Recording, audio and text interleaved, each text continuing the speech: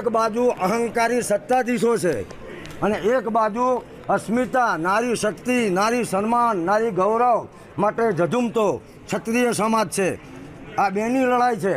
અધર્મ અને ધર્મની લડાઈમાં મા ભગવતી એ અમને ચોક્કસ વિજયી બનાવશે એવી માના ચરણોમાં પ્રાર્થના કરી અને અમે આજે ધર્મરથની શરૂઆત